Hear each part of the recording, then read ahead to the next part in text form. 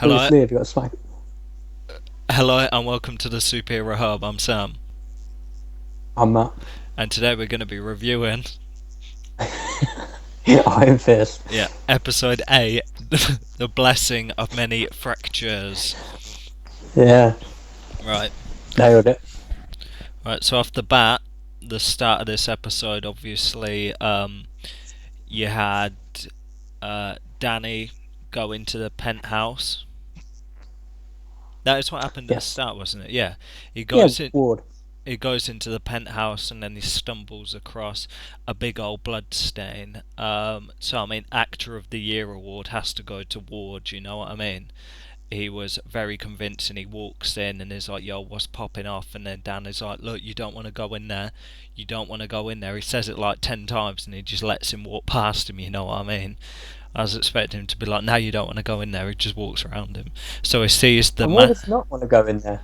It's not like there's a body. Exactly, there's a big blood stain. I mean, that could have come from anywhere. You know what I mean? He's already seen Harold kill people, so I mean, it's not like it Why is wouldn't. Danny? Exactly. Why is Danny just assuming that Harold's the one that's died? Clearly, is a genius. So, Yeah. so they kind of go in there. Ward's giving it, "Oh, what's going on? What's going on?" You know what I mean? And is quite convincing. You know what I mean? He's melting down and stuff like that. And that rose one of the best questions of the season, where he turns to Danny and says, "Are you a moron?" And I think That's not a good question because the answer is obvious.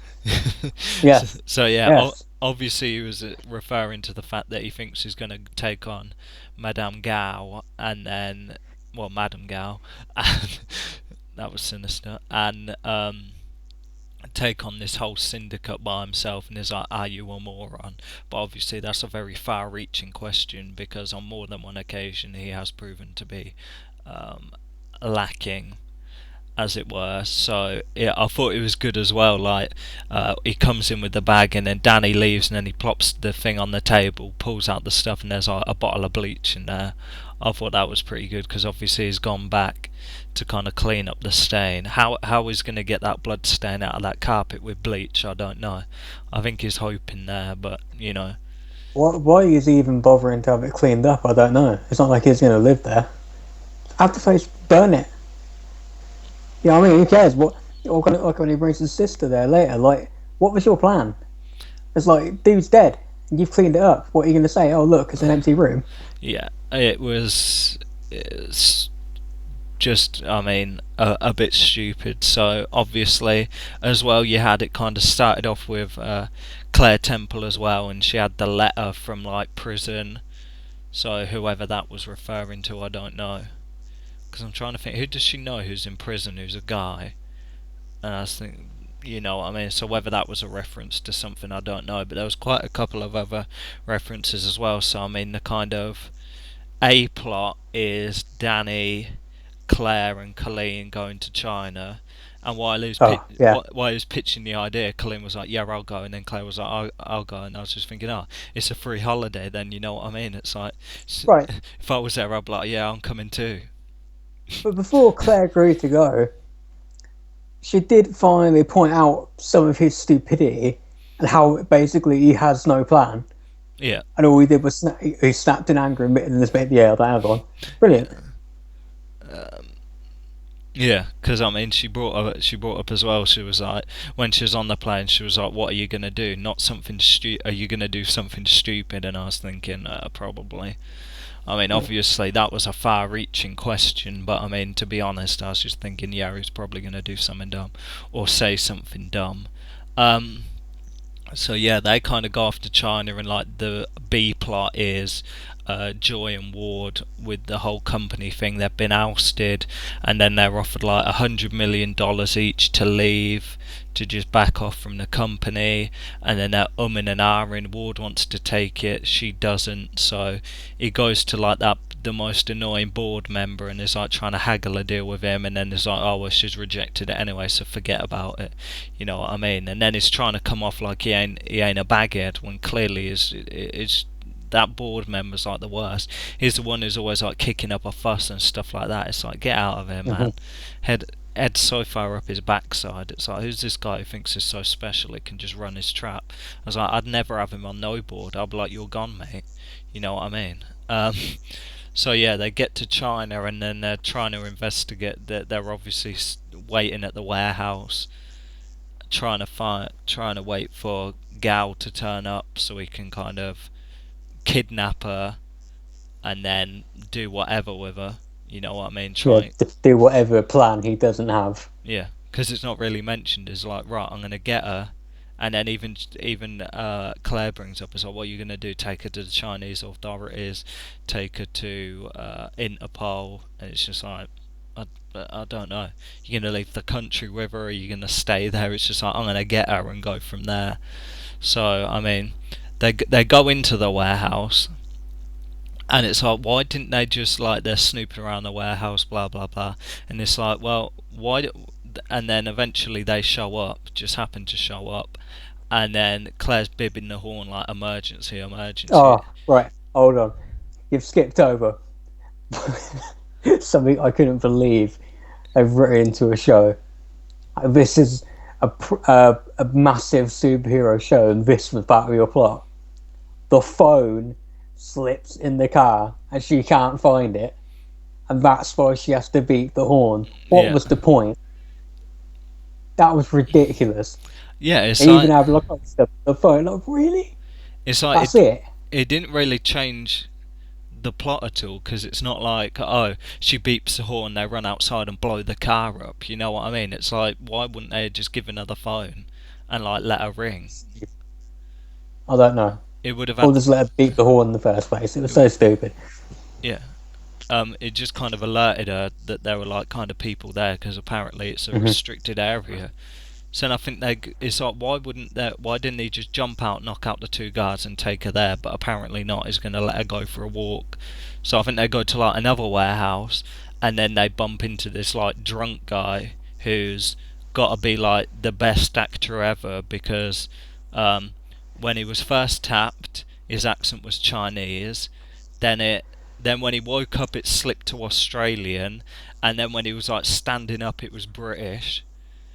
It was just I like, yo, know. this guy's accent's changed like British. 4 times. Yeah, he sounded like really, well, English then, whatever, like really, like, Yes. specific kind of English. He sounded like kind of Brummy or whatever, really kind of thin, like Birmingham accent. But I was thinking, yo, this guy's accent's changed like 4 times. I was listening tentatively because I was thinking, right, where's this guy from then? So yeah, I mean, that fight was pretty sick. Yeah, It was cool, yeah. It was like I guess he was like a drunken master, that kind of thing. I think it made that drunken, movie. drunken Maybe Jackie monkey. Chan or something. I think Jackie Chan made a movie called Drunken Master. And it doesn't matter. Anyway, that's the kind of the fighting style, right? That you appear drunk, but really that's part of your Drunken thing. monkey.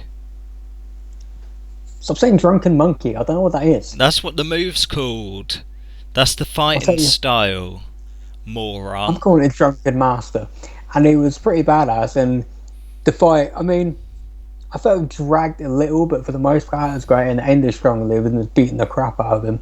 Yeah. And but then, The moves were pretty sick. Like when he kind of front flipped and kicked him, and it's like he got battered quite easily. It's like, this guy's been training forever, and it's just like, Mhm. you'd think he'd be getting some sort of superior training, but really, like, this is probably the first time he's actually kind of been battered, really. And I mean, the drunk guy was making it look easy. So yeah, he punches him through the door, and it's interesting because this is like the one fight where he's managed to, like, get the job done and hasn't lit up.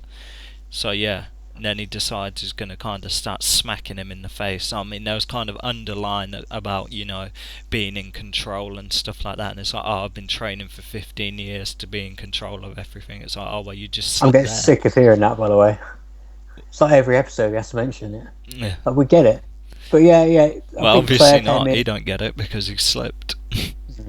Yeah, so I mean, if, like, as well as that, I mean, if we get back to kind of Joy as well, like, Joy and Ward, like, he's melting, he's seeing blood everywhere, he's kind of losing it a bit, which I think is good, because it's like, this guy's probably never killed anyone in his life. So yeah, I'd kind of, if he just carried on normally, I'd be a bit like, oh, okay then. So he's kind of going around with her, and then they're talking about, like, the deal and stuff like that, and how it's rejected and how they're going to get the company back. And it just so happens that she's got a ton of pictures from the board members with women of ill repute. Hmm. Yeah, and there's a Jessica Jones reference. She's like, oh, I got a PI, and it's like, oh, she's a great PI when she's like sober. So obviously that was a reference to Jessica Jones. And then there's a kind of brother sister bond and stuff like, oh, I look up to you, you like as the big brother and stuff like that. And then he decides, okay, I'm gonna tell you the truth. So he kind of takes her to the building, the penthouse building, and then melts. And then classic kind of makes a ton of excuses, goes outside, and then it's like, yo, stop looking up to me, I'm not so amazing. So it kind of leaves her bewildered, and he disappears off. And then kind of getting back to China, like obviously he's just not, is like the guy dead? He's pummeled him, but is he like He's not dead? dead, no. Because they're all like kind of panicking and stuff like that. And then Madame Oh Gao, yeah, it's good he's beating the crap out of him, but he's not dead. yeah, and then Madame Gao just kind of walks in, and she's like chatting. I thought it was interesting as well, because when he was melting on the plane, like it kind of flashed between like the bodies, and there was like the weird marks on them, and I was thinking, oh, is that like something important? And it turns out that, you know, they poisoned their weapons, so obviously Madame Gao was responsible for the plane crashing. Yeah, and suddenly he made that leap. And then he did it. I can't believe it. Again. The Iron Fist, and what does he do with it? He punches the hole in a goddamn wall. Blows the door. I think it is like, I'm pretty sure his 2 for 2 in terms of his knocked 2 people out with it, and he's knocked 2 doors out with it. So it's like, well, how's he He gonna fit? knocked the doors out on the back of the trunk. He knocked the wall to get out of the mental hospital place, wherever it was. And now he's punched another hole in the wall. Yeah. What's the point? I think it was like a massive cargo door. So I mean, Why bother even having the powers? He didn't even use it in the fight with that drunk guy. no, they were saving it for that. Obviously, they've got a one per episode Saving it for rule. what? What? So he can punch through a wall again? Yeah, maybe it's got like, maybe like when it was at Kung Lun, maybe like one of his, maybe he was like, I don't know, haunted by a door, and he just feels like, you know, he's got to punch him. You know, there is mortal enemy, not the hand, but doors and walls, any inanimate objects. Obviously, he's got a problem with it. So yeah, he ends up like, at least they've actually seen his fist now, because this is the first time like Colleen's seen the fist. Because obviously, well, maybe it depends what happened last episode. You know what I mean, when the camera shut off. But I mean, that's the first time she's seen it, so she proper knows there's not gassing now. So he apprehends Madame Gao, and then that's it. Yeah, for Unless now. we've I mean, missed again, we still don't really know what the hell his plan is with Gao, even if he had one. to interrogate her, but she just mugs him off to his face. He's not going to get anything from her. So he's kind of figured out, yeah, she killed the parents, but is in control, because I mean, if he was going to smack her up, he would have done it then. So I mean, there was a fair amount of action in this one. I mean, the sword fight between Colleen and the other person, unnamed person with a sword, was pretty decent. That was okay, but I think the main action piece was definitely the fight between the drunk guy and Danny, and I think that was cool. It was very showy. There was a lot of like stylish stuff going on from the drunk guy, not so much Danny Rand, because he was just getting battered. So, yeah, so let's talk numbers. I'm going to go 7.5. I thought it was as good. I thought the fight scene it was about on a par. I'm just glad I'm finally getting some action. It took so damn long. Yeah, and decent. It wasn't the kind of fighting wasn't as hammy as it has been. No. Previously, so it looked better style wise. Yeah, it looked kind of like a fight scene you find in like a kung fu movie or something. Yeah. I'll give it a 7. I'd give it a 7 as well. So I mean, now the kind of speculation is what's going to happen with I'm surprised none of them were like, "Yo, like Joy or Ward were like, "Yo, what's going on with Danny then?" Because we're struggling over this business, blah blah blah, and it's just vanished off the face of the earth. So I'm surprised they didn't Yeah, make reference to that. I'm Obviously, kind of glad they did though, because I'm getting sick of hearing them asking where he is, where yeah, he does disappear and act. yeah. I'm sure they're probably just used to it by now. So I guess next episode we'll see what he does with Madame Gao, but I imagine it to be underwhelming. So that's our review of the 8th episode Mm-hmm. of Iron Fist. I'm Sam, I'm not. and this has been the Superhero Hub.